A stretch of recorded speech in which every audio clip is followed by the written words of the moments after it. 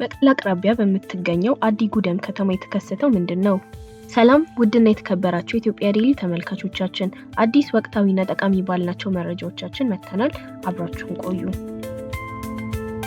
ማክሰኞ መጋቢት 2 2017 ዓ.ም ከመቀለ ከተማ አቅራቢያ በምትገኘው አዲ ጉደም ከተማ በደብረጽዮን ገብረ ሚካኤል የሚመራው የህወሓት ክንፍ ይደግፋሉ የተባሉ የትግራይ ኃይል አባላት በንጹሃን ዜጎች ላይ ተኩስ ከፍተው 4 ሰዎች ማቁሰላቸውን ነዋሪዎችና ተጎጂዎች ለቢቢሲ ተናገሩ። የትግራይ ሰራዊት አባላት ማክሰኞ ዕለት አዲ ጉደም ከተማ ጽህፈት ቤትን በኃይል ይዘው የከተማውን ከንቲባ ቁጥጥር ስር ያደረጉ ሲሆን ከንቲባውንና ምክትላቸውን ጨምሮ የካቢኔ አባላት ደግሞ ከቤታቸው መወሰዳቸውን ምንጮች ለቢቢሲ ተናግረዋል። ነዋሪዎቹ እንደተገደሉት ማክሰኞ ጀምሮ በርካታ የታጠቁ የሰራዊት አባላት በከተማውና በሌሎችም አካባቢዎች ተሰማርተው ይገኛሉ።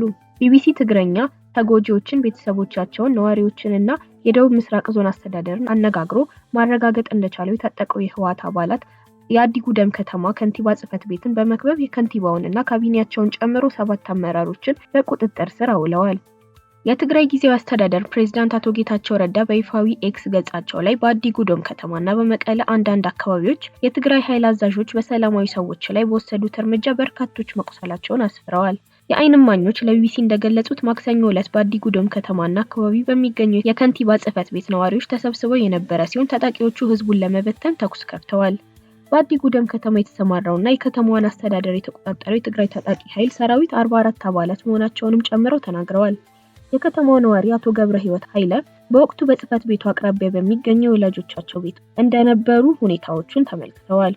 የወላጆቻችን ቤት በሚገኝበት አካባቢ ምሽግ ሰርተው ታጣቂዎች እዛው ቆይተዋል። ልዩ ኃይሎቹ ከንቲባውንና ካቢኔዎቻቸውን በወሰዱበት ጊዜ ነዋሪዎቹ ተሰብስበው ነበር። በወቅቱ ለምን የሚል ጥያቄ ሲያነሱም ታጣቂዎቹ ተኩስ ከፈቱ ብለዋል። ተኩሱ የተከፈተው ቤታችን አካባቢ ነው። አንድ ወጣት በጥይት ተመቶ ሲወድቅ አይቻለው። ወጣቱ ታፋው ላይ ነው በጥይት የተመታው። በአካባቢው ዲሽቃ ተጠምዶ አይቻለው ብሏል። በመጀመሪያ በተተኮሰው ጥይት የተመታው የ30 ዓመት ወጣት ሞገስ ኪዳነ ይባላል። አሁንም በአዲ ጉደም ሆስፒታል ሕክምና እየተደረገለት ይገኛል። ሞገስ በእለቱ በርካታ ወታደሮች በከተማዋ እንደተሰማሩ በመግለጽ 5 ሰዎች በጥይት ተመተናል። እኔ ታፋይ ላይ ነው ተኩሰው የመቱኝ። ከዚያም ስወድቅ በዱላ ደጋግመው ደበደቡኝ።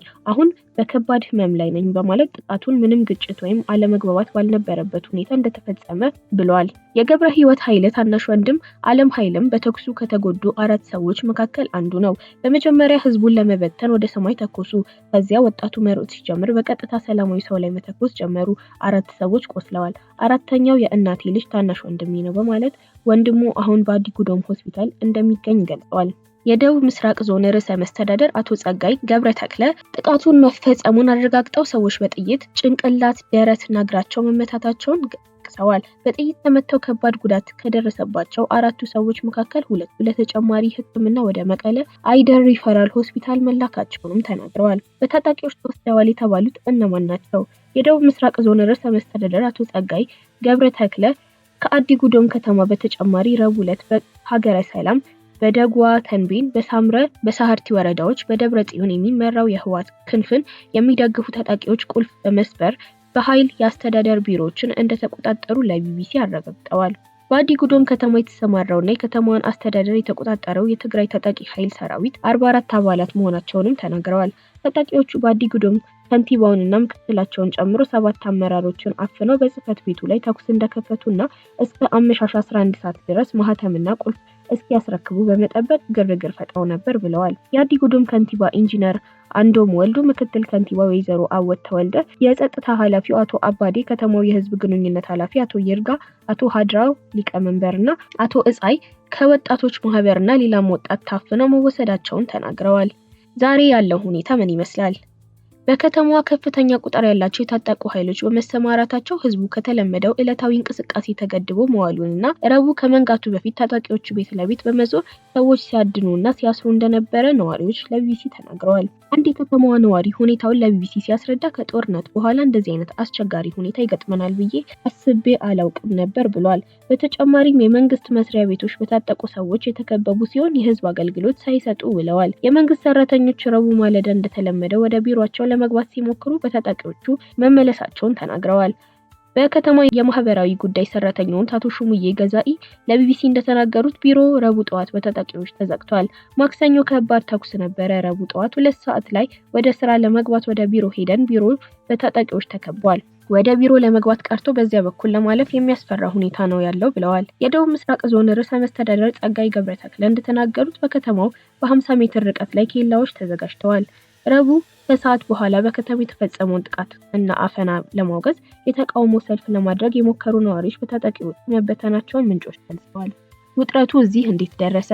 የትግራይ ጊዜያዊ አስተዳደር ፕሬዝዳንት አቶ ጌታቸው ረዳ ማክሰኞ በይፋዊ ኤክስ ገጻቸው ላይ በአዲ ጉዶም ከተማና በመቀለ አንዳንድ አካባቢዎች የትግራይ ኃይል አዛዦች በሰላማዊ ሰዎች ላይ በወሰዱት እርምጃ በርካታዎች መቁሰላቸውን ጽፈዋል። ዶክተር ደብረጽዮን ገብረ ሚካኤል የሚመሩት የህዝባዊ ወያነ ሓርነት ትግራይ ህወሓት ቡድንን የሚደግፉ የትግራይ ኃይሎች ከፍተኛ አዛዦች በተለያዩ የትግራይ አካባቢዎች የመንግስት መስሪያ ቤቶችን እየተቆጣጠሩ ሲሆን በእነርሱ የተሾሙ ግለሰቦችም በኃይል ቢሮዎችን መቆጣጠር ጀምረዋል። የትግራይ ጊዜያዊ አስተዳደር የፌዴራል መንግስት በክልሉ ጣልቃ መግባትን ጨምሮ የትኛውም አይነት ድጋፍ ለማድረግ በቂ ምክንያት እንዳለው ተናግሯል። የትግራይ ጊዜያዊ አስተዳደር ፕሬዝዳንት አቶ ጌታቸው ረዳ የመንግስትን መዋቅር አፍርሰዋል በሚል 4 የሰራዊት አዛዦችን ማገዳቸው ይታወቃል። በሌተናል ጀነራል ፍስሐ ኪዳኑ ወይም ፍስሐ ማንጁስ የሚመራው የትግራይ ሰላምና ደህንነት ቢሮ የፕሬዝዳንቱን ውሳኔ እንደማይቀበል ያሳወቀ ሲሆን የቢሮ ኃላፊውን በተመሳሳይ እግድ ተጥሎባቸዋል። በትግራይ ለወራት የቆየውና ከጊዜ ወደ ጊዜ የተባባሰ ያለው ውጥረትና ፍጥጫ በህዝቡ ላይ ከፍተኛ ስጋትን ፈጥሯል። ውድ ኢትዮጵያ ዴሊ ተመልካቾቻችን ለዛሬ ይዘንላችሁ የቀረብናቸው መረጃዎች ይህንን ይመስሉ ነበር። ሌሎች የኢትዮጵያ ዴሊ አዳዲስ ወቅታዊና ጠቃሚ መረጃዎቻችንን ለማግኘት ይህንን ቻናል ሰብስክራይብ፣ ላይክ እና ሼር ማድረግዎን አይዘንጉ። ሰናይ ጊዜን ተመኘው።